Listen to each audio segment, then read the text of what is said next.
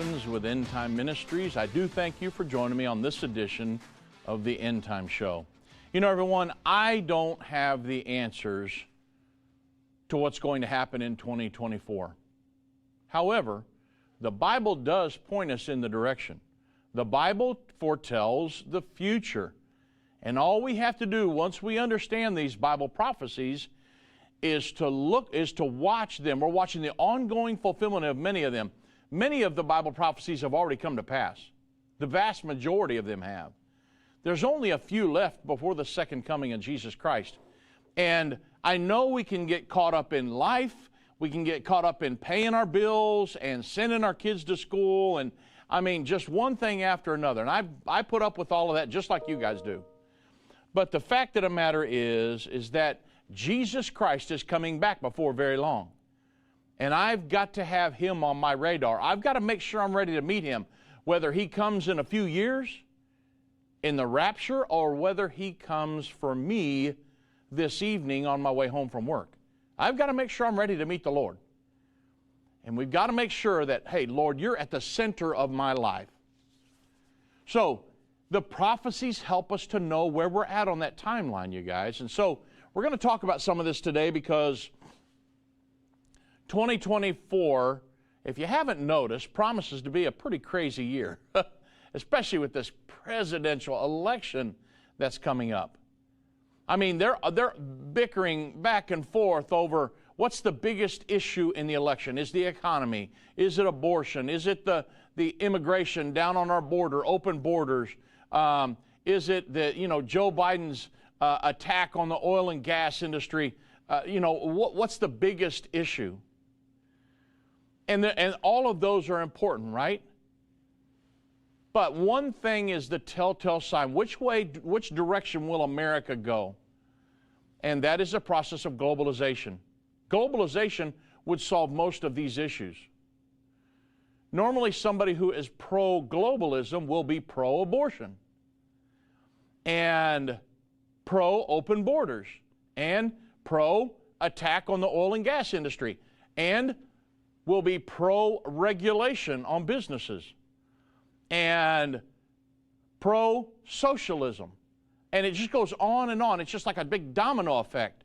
Once you understand the individual's mindset on, am I a globalist? Do I believe in a world government? Or do I believe in the nation state and protecting the nation state and helping other nations if we choose to do that? But if we don't, not to have a world government to force us to do that and to redistribute wealth under a socialistic principle. So the thing is, for me, what I'm looking for in this 2024 election, whether it's Donald Trump or somebody else, is this individual a globalist? You say, but no Republicans have been globalists. That's not true. The Bushes, George H.W. and his son were both globalists. They believed in a world governing body. Yes, they were from Texas. I understand that, but they were still globalists.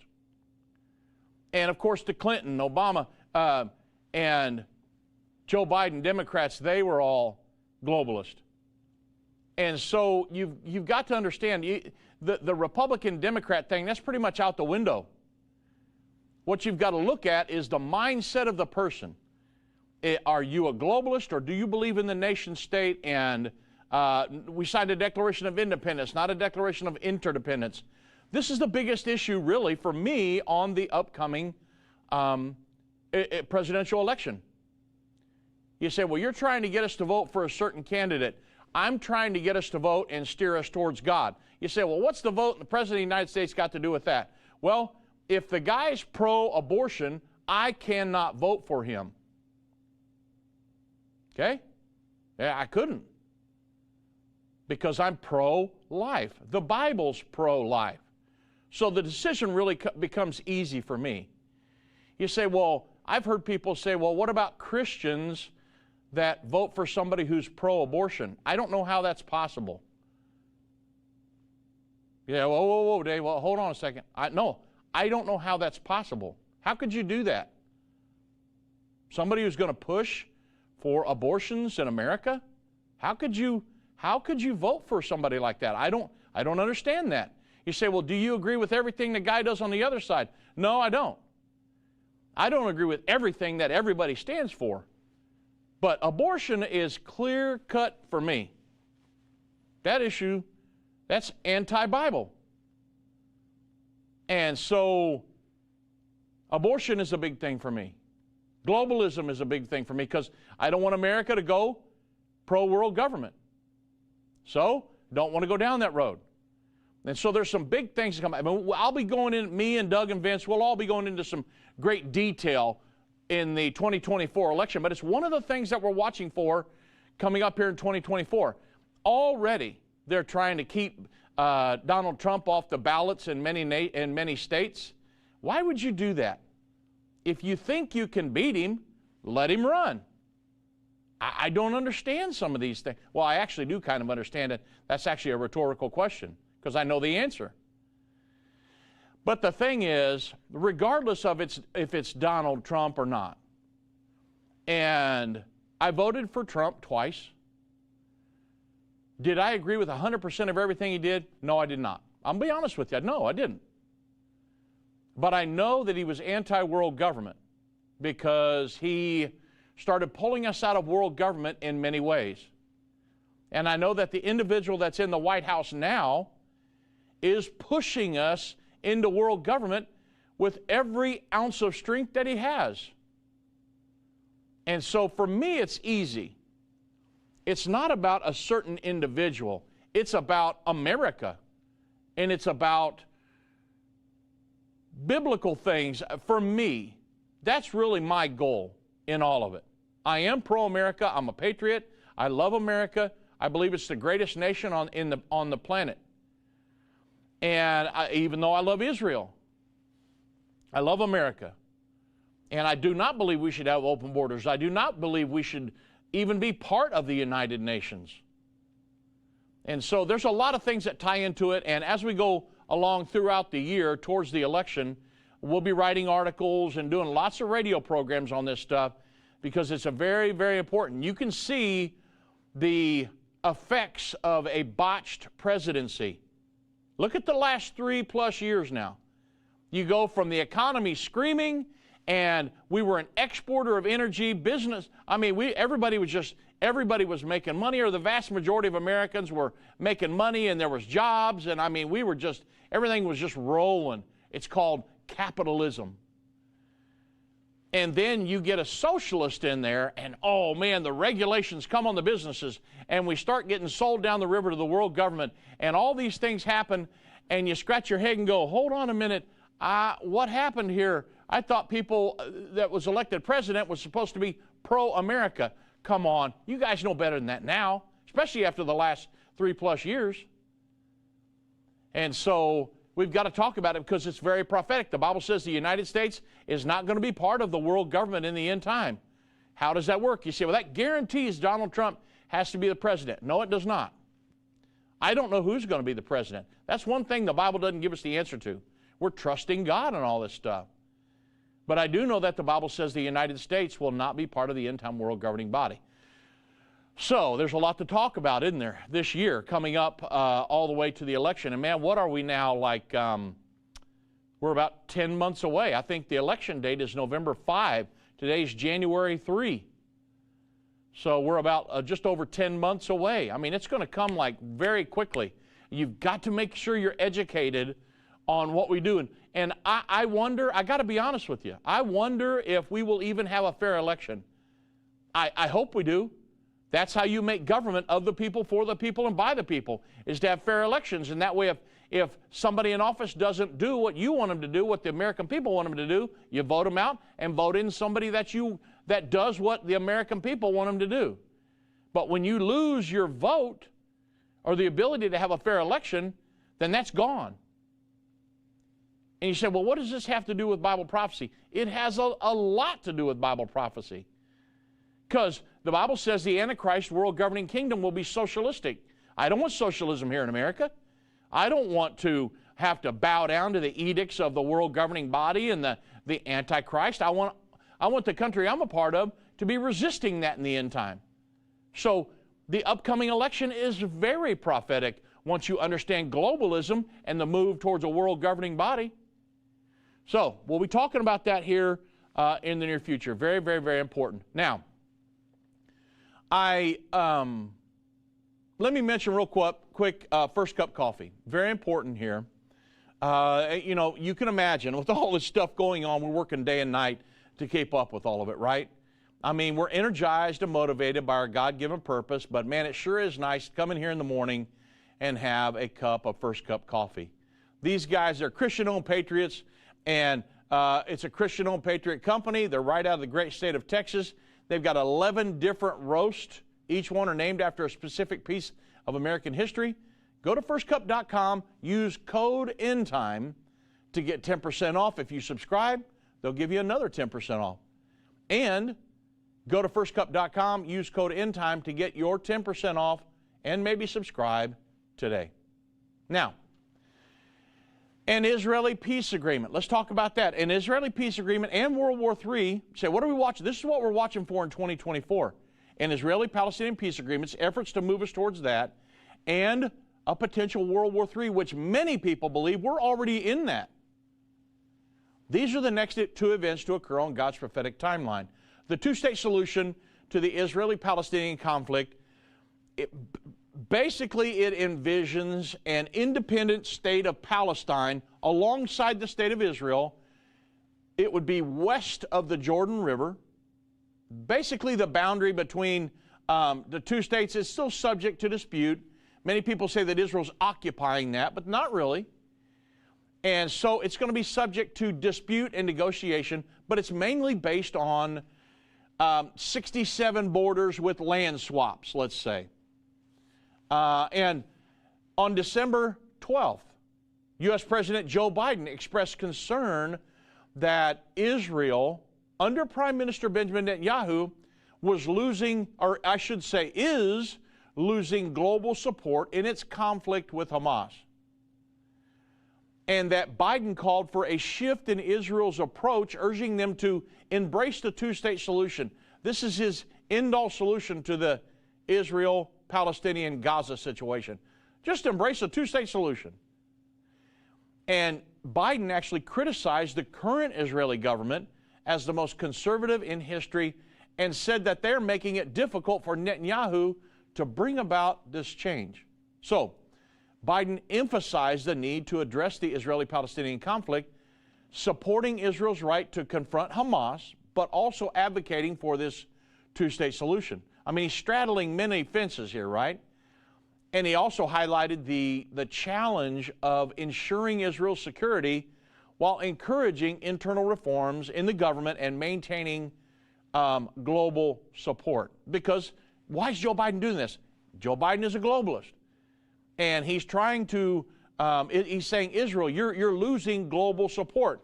Well, in their fight with Hamas, everybody, well, if Hamas attacked you and you were Israel, you've got about 9 million people. You lose 1,200 plus in one day, the worst terrorist attack since the Holocaust, what would you do? And I'm going to get to something here in just a moment where Israel is one of the, they are the one of the most compassionate nations on the planet. I'm going to get to it, but you're going to see how they made millions of phone calls and texts and things and announcements telling the Palestinians and the people of Gaza to leave before they ever attacked. Who does that? And they're having to go before the International Court of Justice because they're going to be on trial for, well, I should say some of the African nations have litigation, brought litigation against them, accusing them of genocide. There is no nation that is trying to commit genocide that would warn everybody to leave before they ever went in. Who would do that?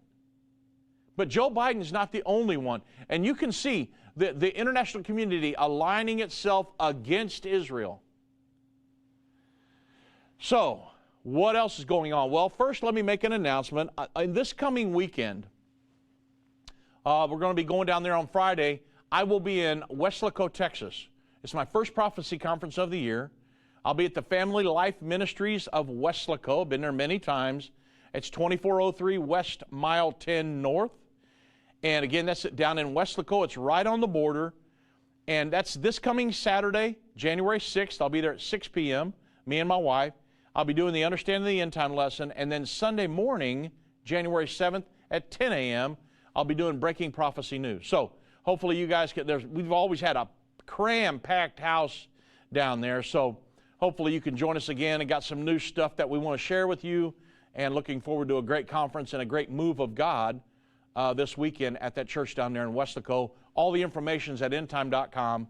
Go to the events and then the conferences tab, and you can check it out. I've got conferences for the next, I don't know how many weekends. I'll be in Weslaco this weekend. The weekend after next, I'll be right here at our church in Garland, Texas. And then just, I don't know how many churches. Our magazine was full with conferences we're going to do this year. We're going to be all over the United States. So we're going to be in Florida. We're going to be up in the state of Washington. We're going to be all over. So looking forward to being in a city near you this year. Now, this Israeli-Palestinian peace situation, two-state solution. Remember I said Israeli-Palestinian peace and World War III, they're the next two events on God's prophetic timeline. So what are we watching in 2024? We're watching efforts towards this two-state solution. That's one of the characteristics of the end-time peace agreement, that Daniel 9:27. And we're watching efforts to move into a World War III if it hasn't already begun. Back on November 27th, Arab states and the European Union agreed to a two-state solution, that should be the answer to the Israeli-Palestinian conflict. I think EU's chief diplomat, his name is Josep Borrell, and he was saying that the Palestinian Authority should rule Gaza after the war. Well, now, if you were Israel, would you allow that to happen? I don't know what's going to happen at this point, but believe me, I'm watching it like a hawk right now. Representatives from more than 40 European, this was into November, representatives from more than 40 European, Middle Eastern, and Northern Africa countries met in Barcelona to discuss the Israel-Gaza war and potential peace efforts. And they were speaking after the talks, and Josep Borrell, many people want to ask me, who's your revolving top 10 or top 20 list for the Antichrist, which is ever evolving, because I don't know at this point. But Josep Borrell would certainly be on maybe a top 20 list, okay? Well, speaking after these talks, Josep Borrell said said that all these EU members, as well as almost all participants from the Middle East and Northern Africa countries, had agreed on the need for a two-state solution. Folks, this is the international community's solution to the Israel-Palestinian conflict. You've got to have a Palestinian state right alongside the state, the Israel proper, which would be pre-1967 borders, which is not defensible. Netanyahu has said many times these are indefensible borders. Can't do that. And so it's something that we're certainly watching because of this Gaza situation, Israel and Gaza. The international community is just pressuring. They're tightening the screws on Israel, saying you've got to have a two-state solution. You've got to have a two-state solution. Well, what if Israel just says, no, we can't do that? Could that begin World War III? Now think about it. Because Israel is fighting, get this, a 7-front war. Okay? Imagine if the United States was fighting a 7-front war. Mexico and Cuba and then Canada and, maybe we were fighting South America and then a 7-front. That's what Israel's facing right now. And so many people believe that we've already begun World War III because Iran's not going away. Israel National News, they published an article called World War III officially began on October 7th. That's when Hamas invaded. So a guy that I follow a lot, and you should follow him too, his name is Ken Abramowitz. I've read many of his articles. He speculates that in Israel, World War III commenced on October 7th when 3,000 terrorists, led by Hamas, the Palestinian branch of the Muslim Brotherhood, carried out and they're supported by Iran. they carried out the barbaric attack on the Israel civilians. I was there, me and my wife, we had a tour group there, and we were there at certainly historic times. And the Hamas terrorists, they were joined by the Palestinian Islamic Jihad, the PIJ. And they're supported by Iran as well. All of these are terrorist proxies. Iran is fighting a proxy war, is what they call it, because Iran is using terrorist proxies to fight Israel. But Iran is the head of the snake here. So both of these groups are U.S. designated terrorists, and both of them are proxies of Iran. And these barbarous groups, they were reinforced by thousands of so-called innocent Gazan civilians, which some of them have done horrific things, by the way.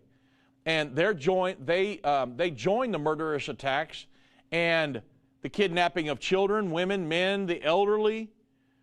And these atrocious attacks ended Israel's delusions for peace. The invaders, they breached Israel's security fence wall surrounding Gaza border in more than 30 different air points here. Air, land, sea, 30 different points. And it was a well-planned and executed attack. It surprised and confused the Israel Defense Forces. It took nearly 24 hours before the Israel Defense Forces, the IDF, had regained its composure and began its retaliatory operations in Gaza. Well, by then, the damage was done, right? I mean, there were well over 1,000 people killed, about 240 hostages were taken, people were being killed, females were being raped, babies. It was horrific. I was there a week after. It happened on October 7th. We didn't fly out till, I think it was the 15th, or the 14th or 15th. And we didn't fly out till the very next Sunday. And we heard all these stories pouring in. And we were there in our hotel. All of the tour groups left. Our tour group was the last one in the hotel. And the hotel filled up. I mean, it was filled to the brim. In 1 week, it was filled to the brim with people who had been displaced by Hamas invading, and they had to get those people out of there because they were fixing to go to war. Israel declared a state of war on October 8th. And so the hotel was filled up. So I saw all these families sitting there that had been displaced. They lived right down on the Gaza border. And the Israel government had just pulled them and said, you guys got to go. They brought them up and put them in hotels in Jerusalem, in Tel Aviv, in where we were at, and it was horrific. And since that happened, October 7th, the IDF has killed 8,000 to 10,000 terrorists in Gaza, and it's thought to have captured thousands more, and it's now seeking to kill or capture the probably, 15,000 to 20,000 terrorists that they say are remaining in Gaza. And they're working to destroy the vast and sophisticated, heavily armed tunnel network throughout that area as well. They've just captured one of the main Hamas command centers there. I think I read that this morning in the paper. So Ken Abramowitz, he believes that World War III has been going on for quite some time, years and years, and that Israel has officially joined the war on October 7th, 2023. They've been hoping for peace, but once October 7th happened, now they're fighting a 7-front war, everybody. And we're going to get into it more in just a moment. Let me talk to you about Birch Gold really quick. You know, world government enthusiasts, they want to impose all these digital currencies and these digital IDs on all the populations of the world. And that could even allow officials to prohibit you from purchasing certain products or easily freeze your bank accounts. It just gives it's going to, in essence, give the money, the government, it'll allow them to take more control over your finances. So there are some concerned Americans that are diversifying their assets into physical gold, and they're using that, or they're doing that with the help of Birch Gold Group. If you want a physical asset held in a tax-sheltered retirement account, go to birchgold.com/endtime to get your free info kit on gold. If you have an IRA or a 401k from a previous employer, just got 10 inches of dust on it, Birch Gold can help you convert it into an IRA in gold. You don't have to pay a penny out of pocket. So go to birchgold.com/endtime, claim your free info kit on gold, because if these digital currencies and things can become a reality and the screws tighten a little bit more, you may wish you had some gold to fall back on. Okay, now, there's another guy that believes, he just, on his first day, the foreign minister of Israel, his name is Katz. He said we're in the middle of World War III. It was his first day as foreign minister. The guy, his name is Israel Katz. He said World War III against radical Islamic beliefs perpetuated by Iran is already underway.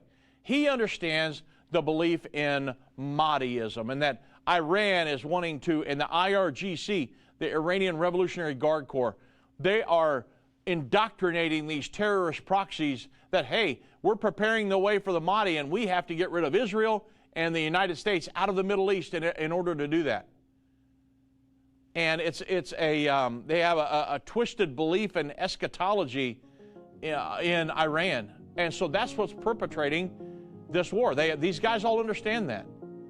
So the new foreign minister for Israel, his name is Israel Katz, he believes that World War III against these radical Islamic beliefs, that it's already underway. And many other people do as well. Well, what are we watching for in 2024? We're watching for the Israeli peace agreement to move on down the line and potentially World War III to start if it hasn't already. A voice spoke to me and said, I've got something I want to show you. I was so sure God had talked to me. And I was stunned by what I saw. A direct fulfillment of this over 2,500-year-old prophecy. The United States will stand with Israel. Why haven't I ever seen this before? 1/3 of humanity will die. What do these beasts symbolize? The lion, the bear, the leopard.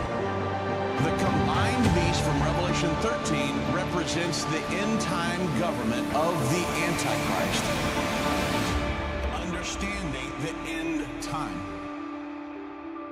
Now streaming on Endtime Plus and available to order at endtime.com/UET. Go to endtime.com/UET or call 800-ENDTIME. What if you could understand Bible prophecy?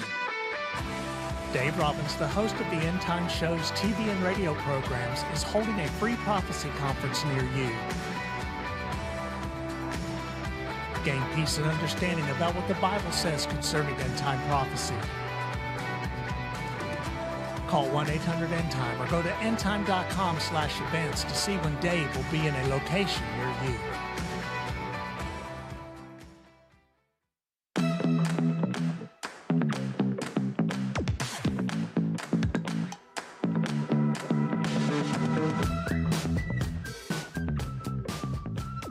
So, many people are believing that World War III is already underway, and now Israel has officially entered the war, that they were thrust into that on October 7th.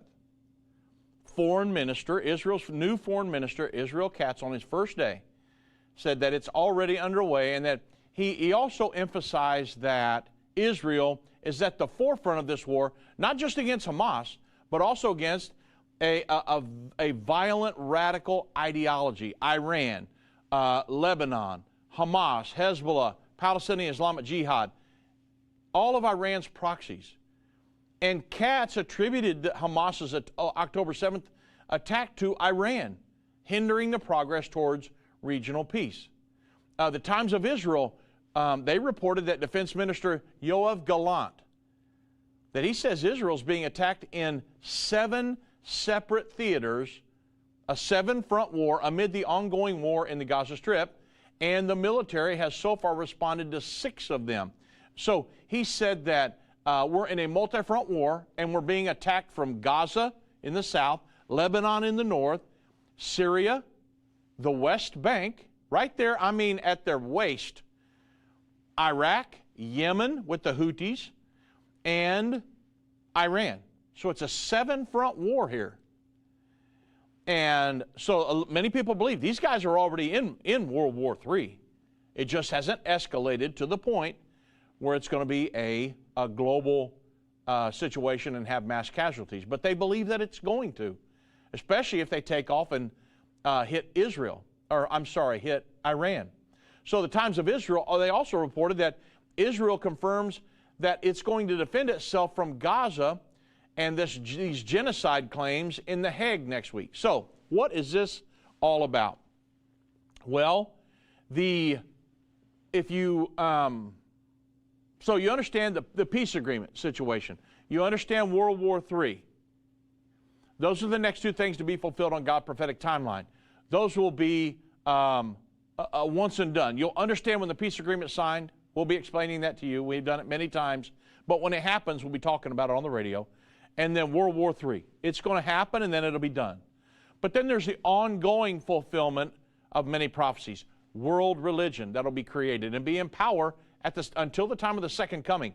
A world government that's going to be in power at the time of the second coming. But they're both being established right now. And this global economic sanctioning system that eventually, when the beast comes on the scene, it's going to be called the mark of the beast.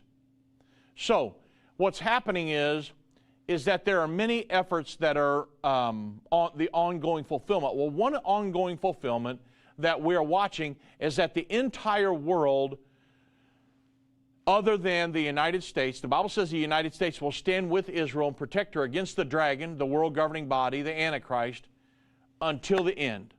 Okay, that's Revelation 12:14. But the vast majority of the nations on the earth will be against Israel. Well, you can see that happening as we speak. It's been happening for years now.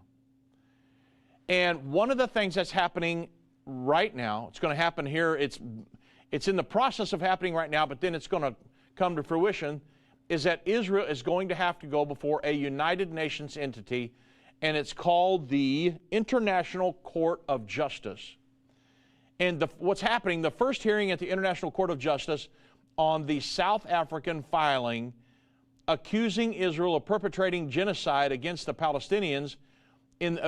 So genocide would be, they're saying that, hey, Israel basically is wanting to wipe out all of the Palestinians. That absolutely is not true. I'm going to prove that to you in just a moment. But Africa has filed a lawsuit accusing Israel at the International Court of Justice. This is not the International Criminal Court. That's different. Israel's not a part of that. But they are part of the International Court of Justice. So they are saying that Israel is perpetrating genocide against the Palestinians in the ongoing war with Hamas in Gaza, and that it will take place next week.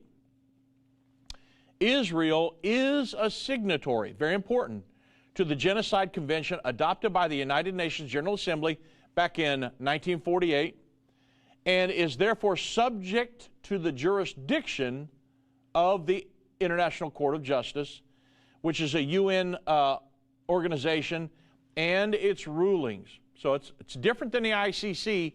This is the ICJ. And so, yes, Israel is going to have a delegation of some lawyers and different people to go there to represent them because they are bound to the outcome of it.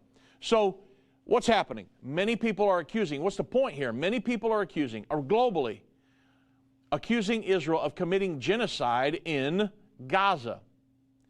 However, the Israeli government spokesperson, his name is Ilan Levy, he recently said that Hamas deliberately and systematically places its military infrastructure and situates its fighters in these civilian centers, within the civilian centers, such as hospitals, schools, mosques, in order to use Palestinian civilians as human shields. Okay? So imagine going in and trying to fight an army that's hiding behind children, women, the elderly, the sick, and dying. Okay? That's what these people are doing. And he also added, Levy added, that the Israeli Defense Forces warned, now listen at this, now if you are going to commit genocide, you're wanting to go in and wipe out an entire race, you would never do this. Listen, Levy said that the Israeli Defense Forces, They warned, now you're not going to hear this on the nightly news, so I want to make sure you get this. But the Israeli Defense Forces, before they went in and launched the ground incursion, they warned Gazan civilians several weeks before they launched their major ground operation in October to evacuate themselves from, because I was over there, so the attack happened on October 7th. We were there for another week. Israel still had not launched its invasion. Then there was another week, and they still had not launched their invasion.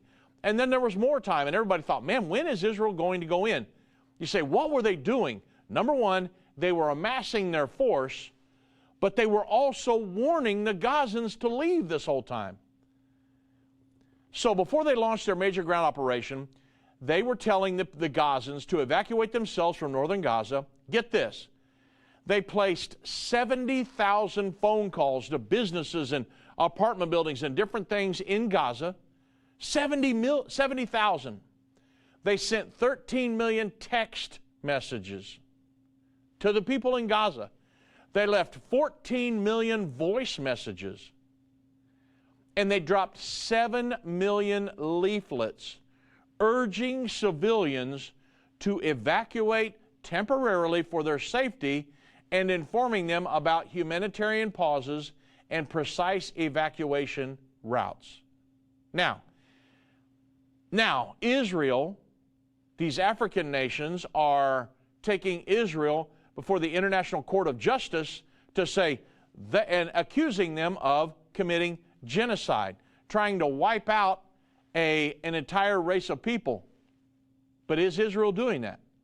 If you were trying to wipe out a race of people, would you try millions of times and send text messages, phone calls, and drop millions of leaflets telling these people, we're coming in and we're going to level this place, get out? Weeks before they did it. No. But because much of the world is getting this mindset, and there's coming a time in the future when the final 7 years is anti-Semitism, you understand, if you study this stuff, it's on a rise right now. And there's going to come a time when the Antichrist will stand in a rebuilt Jewish temple, proclaim to be God, talk about a uprising. Then there's going to be another Jewish Holocaust at that point.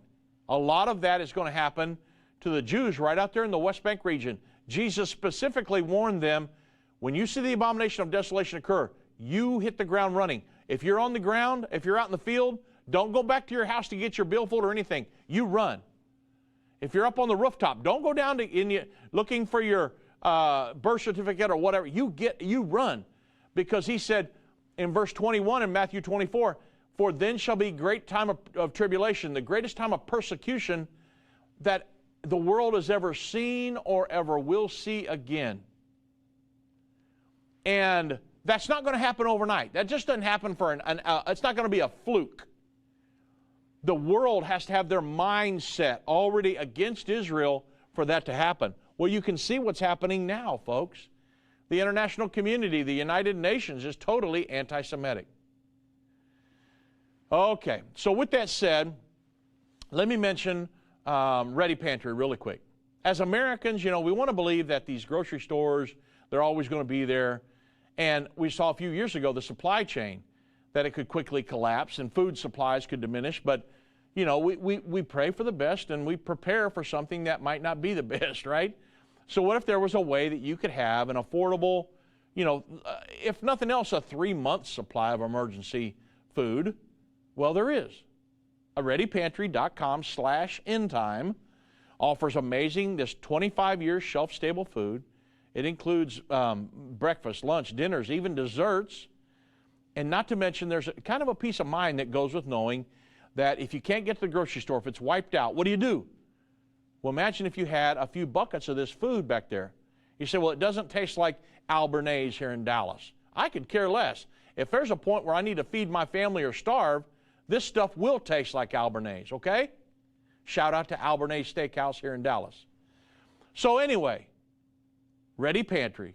It's an American-based company with all the products sourced here in America. You're not going to be disappointed.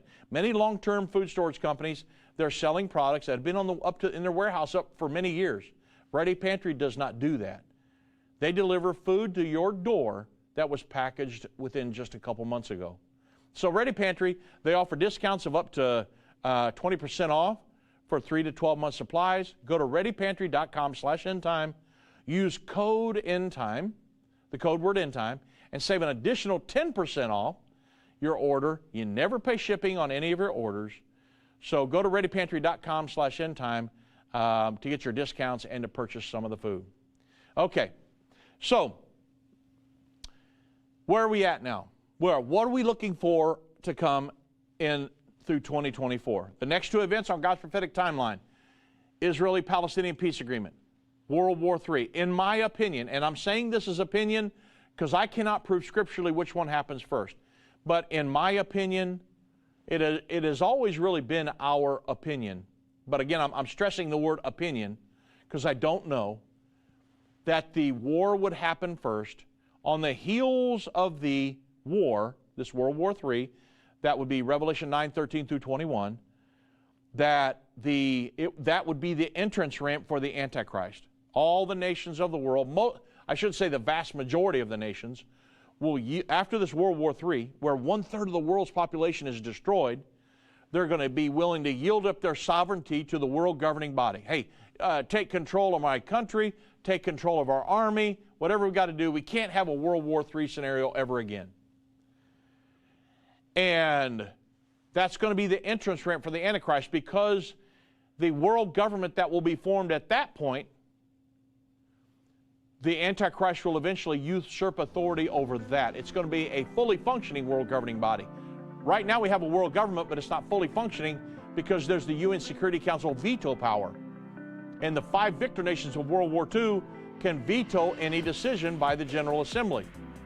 But in the new government that's coming, the fully functioning world governing body, I don't know. Maybe that UN Security Council veto power won't exist. I don't know. But it's something we certainly should watch for. They that understand what is taking place will instruct many.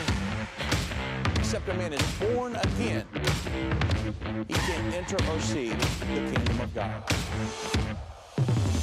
I don't care what label you've been given or what label you've given yourself. You are essential. You still matter. This is a journey, and when we get to the other side of that, that's where our prize is. That's where our reward is.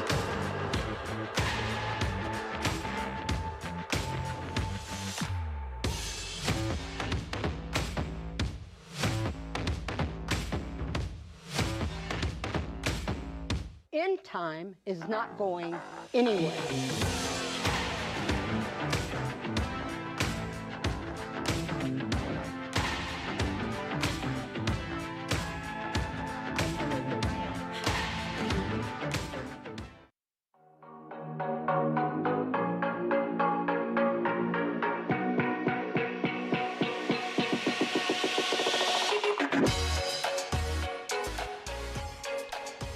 All right, everybody. So another thing that we should watch in 2024, and I want to mention this because we have a lot of these in our country. Okay, and I know we're coming up to an election, and this is very, very important that you understand who you're voting for. How it's nice to have some kind of a track record. You can say, okay, this person, I know what they're going to do because they've done it for 20 years. They're not going to come in immediately like Hillary Clinton and has been a certain way for 30 years and then say, well, I'm going to change on a dime and I'm going to handle all these problems. No. Donald Trump said, you've been doing this for 30-some years and you haven't done any of it. Now you're suddenly going to come in and do all this? No, it doesn't work like that. You listen to what people say, but man, you really got to watch what people do, right? So another thing I wanted to mention that we should watch throughout 2024 because of the elections that will be coming up. Very, very, very critical elections. Socialism.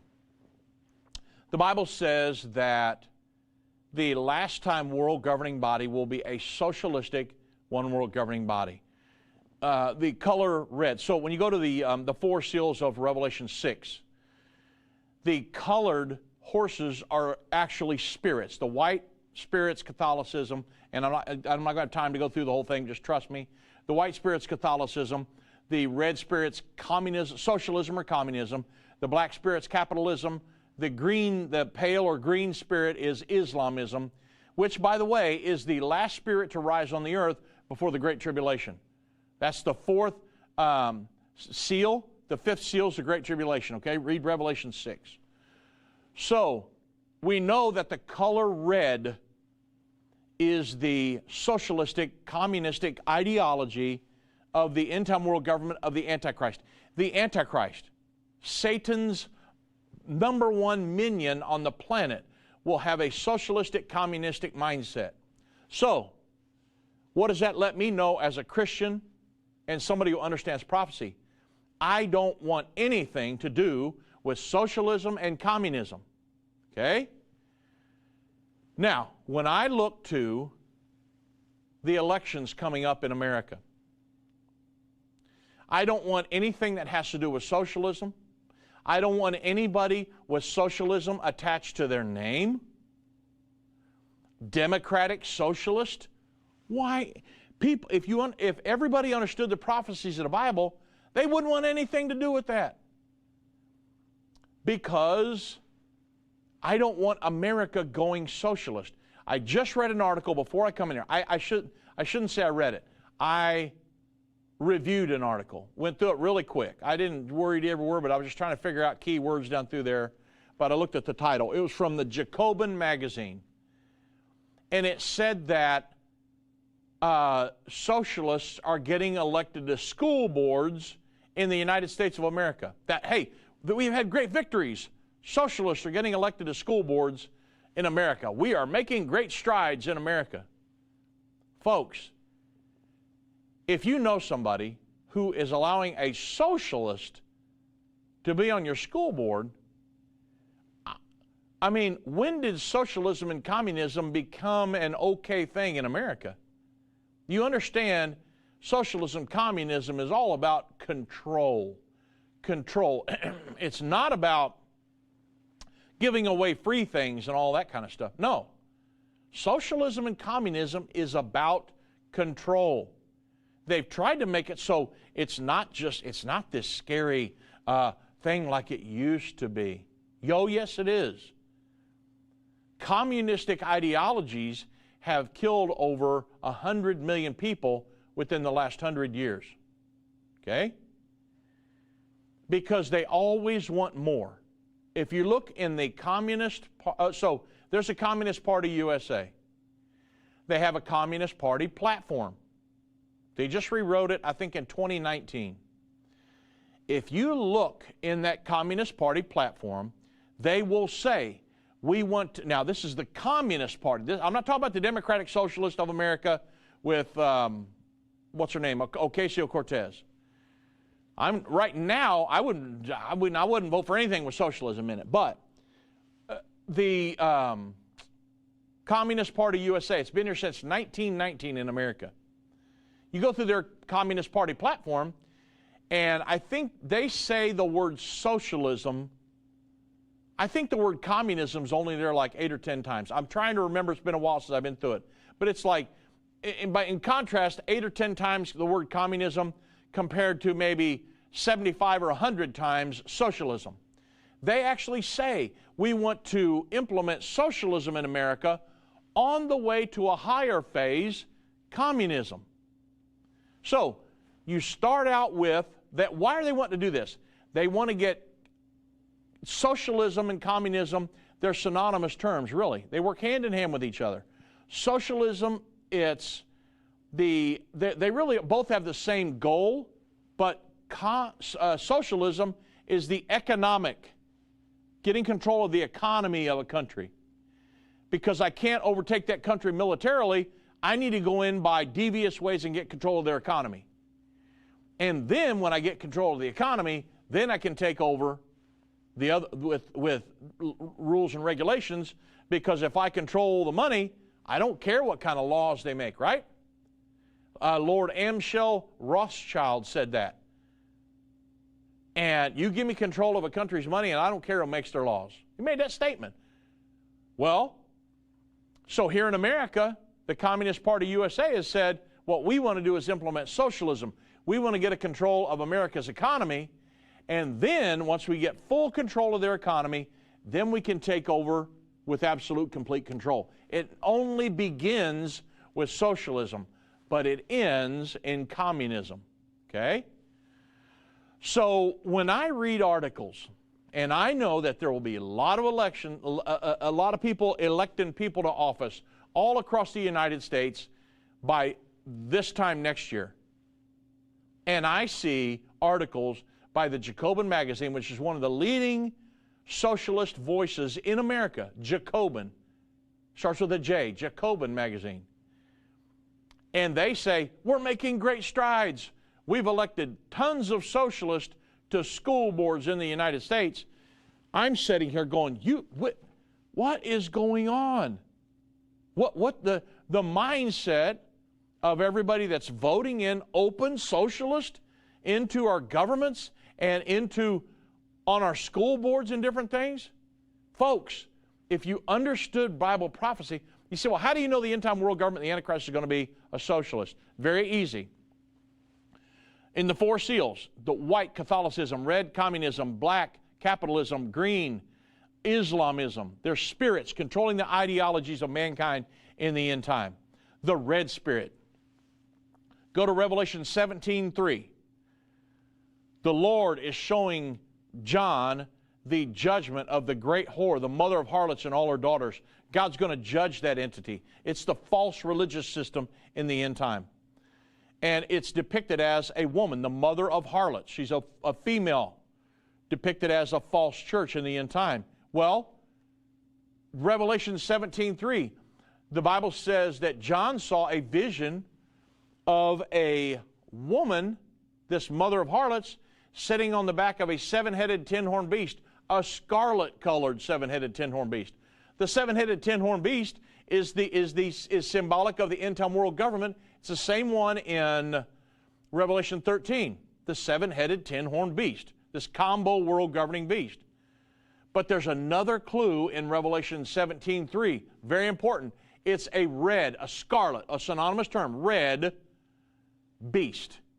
This end-time world governing body, the Antichrist, is going to have a socialistic, communistic mindset. So, me knowing that, you couldn't pay me to vote in a socialistic or a communistic individual to office, to a school board, to be a janitor somewhere. Do not want that mindset in any way, shape, or form in America. We're the land of the free. I hope we're still the home of the brave. But folks, we came out from under King George. Oppressive, controlling.